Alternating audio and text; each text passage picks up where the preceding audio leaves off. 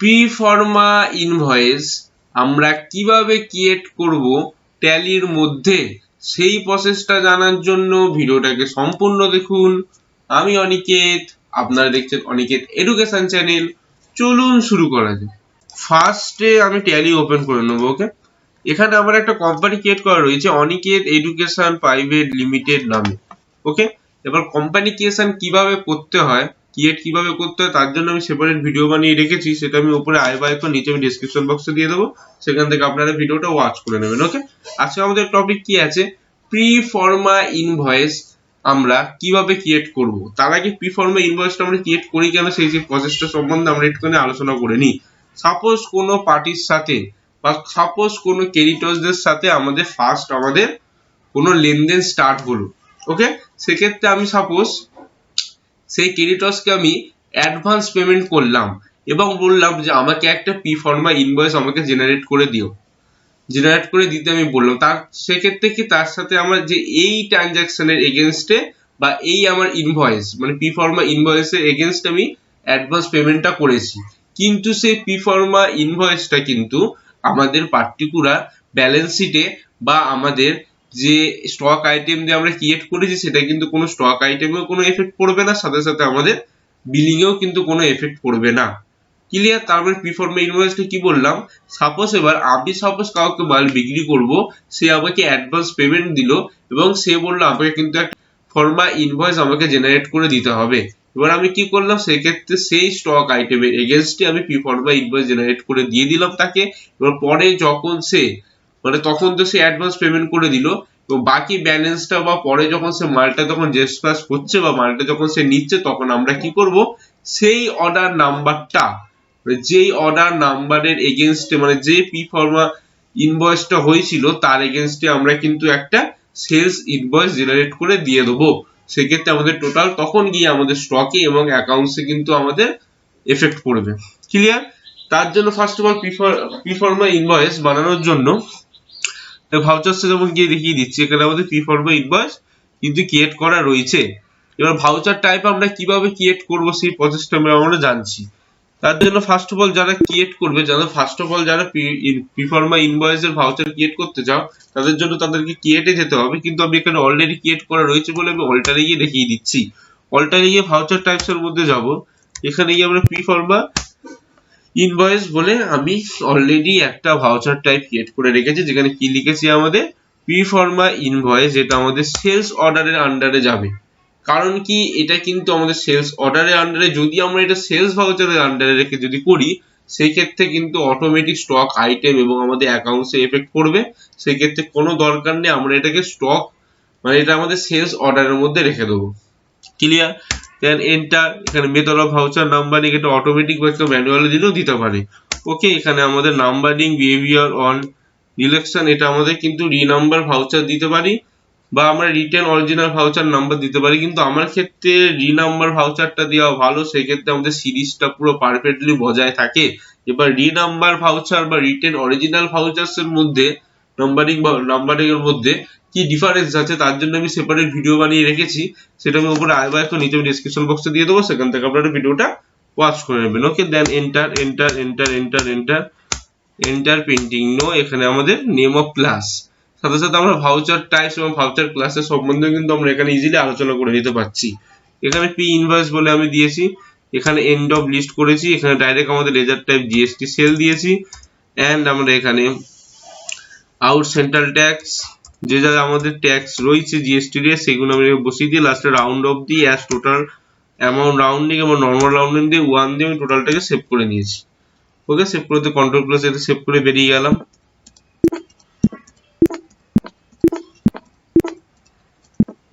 এবার আমি ডাইরেক্ট দেখিয়ে দিচ্ছি আমাদের প্রিফর্মা ইনভয়েস আমরা কিভাবে ক্রিয়েট করব। ওকে, তার জন্য ভাউচারসের মধ্যে যাব আমরা, এখানে প্রিফর্মা ইনভয়েস আমাদের রেডি করা আছে। সাপোজ যদি এখানে আমাদের অন্য ভাউচার যদি থাকতো, এবার সেক্ষেত্রে আমরা প্রিফর্মা ইনভয়েস কিভাবে অ্যাক্টিভ করতে, আমাদের তো অলরেডি অ্যাক্টিভ করা রয়েছে, কারণ ভাউচার টাইপসে ওখানে আমরা অ্যাক্টিভ করে নিয়েছি। সেই জন্য আমাদের এখানে সেলস এর পাশে অ্যারো রয়েছে, অ্যারোতে আমরা ক্লিক করব, অ্যারোতে ক্লিক করার পর এখানে আমাদের সেলস অর্ডারে ক্লিক করব, ক্লিক করলে আমাদের এখানে প্রিফর্মা ইনভয়েস রয়েছে, সেটা আমরা এন্টার করব, করে এখানে পি ইনভয়েস করব। সেক্ষেত্রে কিন্তু আমরা কোটেশনও ক্রিয়েট করে দিতে পারি, কিন্তু কোটেশনটা পার্টিকুলার স্টকের উপর ডিপেন্ড করে দিচ্ছে, কারণ যে যে স্টক আইটেমগুলো আমাদের মেজারমেন্ট হয়, মেজারমেন্ট ছাড়াই কিন্তু আমরা বিলিং করতে পারি না, তখনই কিন্তু আমরা কোটেশন করে দিই যে তার সাপোজ এত পিস বা আমাদের এত স্কোয়ার ফিট তার মাল লাগবে, কিন্তু যখন মেজারমেন্ট করা হবে তখন কিন্তু কম বেশি হয়। ক্লিয়ার? যাই হোক, তখন আমরা কোটেশন ইউজ করি, কিন্তু যখন অ্যাকচুয়াল যখন আমাদের কোয়ান্টিটি থাকে তখন কিন্তু আমরা Performa ইনভয়েস জেনারেট করে তাকে দিয়ে দিই। ওকে, সাপোজ এখানে এবার পার্টি, তো আরেকটা জিনিস আমি এখানে বলে দিচ্ছি, ক্রিয়েটের মধ্যে এখানে ভাউচার Performa ইনভয়েস, এখানে আমাদের make this voucher type as optional by default, এটা কিন্তু আমাদের ইয়েস করে দিতে হবে, তাহলে এটা কিন্তু আমাদের অপশনাল হিসেবে দেখাবে। ক্লিয়ার? রেগুলার হিসেবে কিন্তু দেখাবে না। আর ভাউচার্সে চলে আসলাম, এখানে এসে অনিকেত পাল, ওকে, এখানে আমি order details dispatch through suppose এখানে by toto destination suppose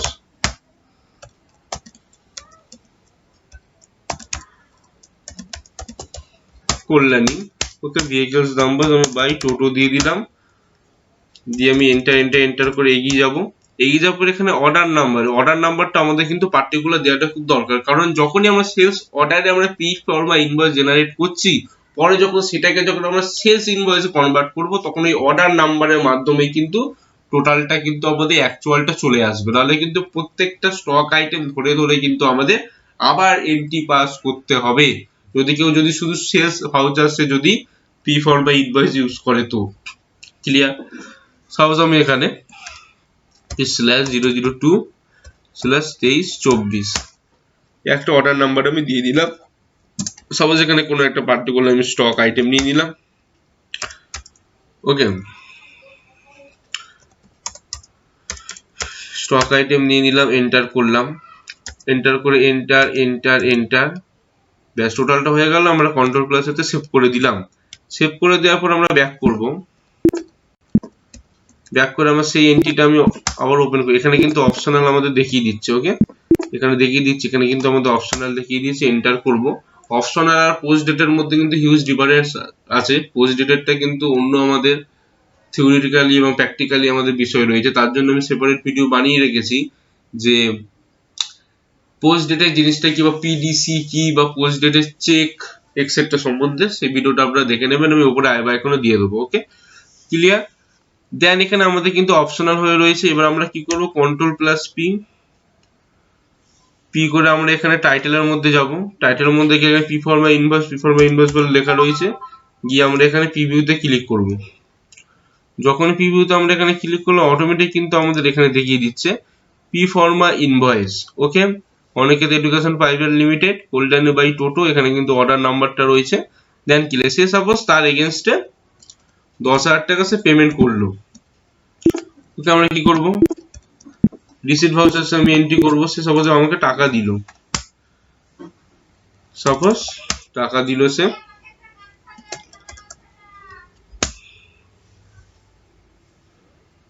suppose সে 10,000, এটা আমি কি হয়ে যাবে আমাদের, সাপোজ সে ক্যাশে দিল,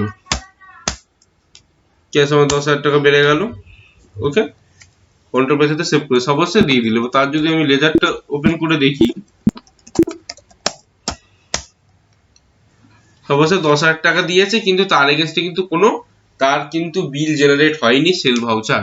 এবার আমি কি করব, সেই Performa ইনভয়েসটা সাপোজ সে তার পরের দিন সে মালটা ডিসপ্যাচ হচ্ছে এবং সে বিল চাইলো, তখন আমি কিন্তু বিল জেনারেট করে আমাকে দিতে হবে, সেক্ষেত্রে আমরা ব্যাক করব। এবার আমাদের কি করতে হবে, আমাদের যে Performa ইনভয়েস যেটা আমরা অপশনালে বানিয়েছিলাম, সেটাকে কিন্তু আমাদের রেগুলারে কনভার্ট করতে হবে এবার। ওকে, রেগুলারে কনভার্ট করার জন্য আমরা কি করব, কন্ট্রোল প্লাস এল, যখনই কন্ট্রোল প্লাস এল করবো এটা কিন্তু আমাদের রেগুলার ফরম্যাটে চলে আসবে, আবার যদি কন্ট্রোল প্লাস এল করি এটা কিন্তু আমাদের অপশনাল ফরম্যাটে চলে আসবে স্ট্যাটাসে। ওকে, এটাকে আমরা কন্ট্রোল প্লাস এল করে দেবো, তাহলে এটা আমাদের রেগুলার ফরম্যাটে চলে গিয়ে আমরা জিনিসটাকে ইজিলি সেভ করে দিলাম। সেভ করে দেওয়ার পর এবার আমরা কি করব, এবার আমরা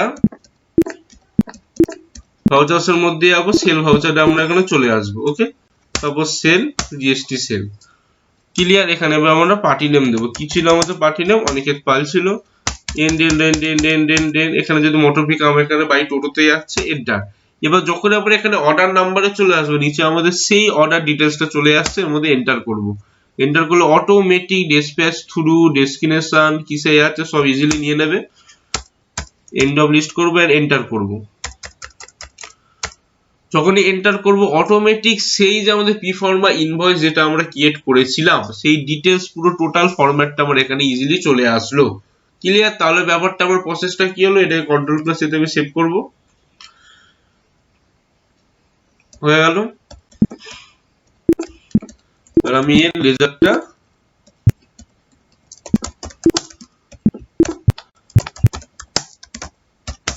লেজারটা অন করলে তখন কিন্তু আমাদের এখানে ইজিলি দেখিয়ে দিচ্ছে যে 19,750 টাকা সেল হয়েছে, সে 10,000 টাকা ক্যাশ দিয়েছিল, বা কিন্তু এতটা আউটস্ট্যান্ডিং রয়েছে। ডেবিট ব্যালেন্স যেটা হচ্ছে ডেবিট ব্যালেন্স মানে হচ্ছে আমরা কিন্তু টাকা পাবো তার থেকে। ক্লিয়ার? তাহলে ব্যাপারটা বোঝা গেল। Performa ইনভয়েসটা কি? Performa ইনভয়েস হলো যখন কেউ কোনো অ্যাডভান্স পেমেন্ট করে তখন তার এগেইনস্টে কিন্তু আমাদের একটা ইনভয়েস জেনারেট করে দিতে হয়, তখন সেটাকে আমরা Performa ইনভয়েস বলি।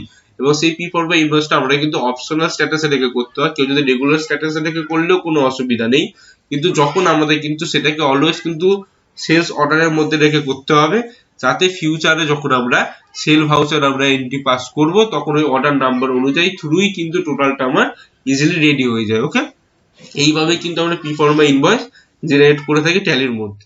Performa ইনভয়েস কিভাবে ক্রিয়েট করতে হয় ট্যালির মধ্যে সেই প্রসেসটা বোঝানোর আমি চেষ্টা করলাম। এরপরেও যদি যদি কোনো কোয়ারিজ থেকে থাকে সেক্ষেত্রে কমেন্ট সেকশনে কমেন্ট করবেন, আমি সেগুলো রিপ্লাই দেবো। সাথে সাথে আমার ভিডিওগুলো আপনাদের ভালো লেগে থাকলে চ্যানেলটাকে সাবস্ক্রাইব, সাথে সাথে ভিডিওটাকে লাইক করতে একদম ভুলবেন না। এভাবে account, GST, income tax, TDS, MS office etcetera সব রকম ভিডিও দেখার জন্য।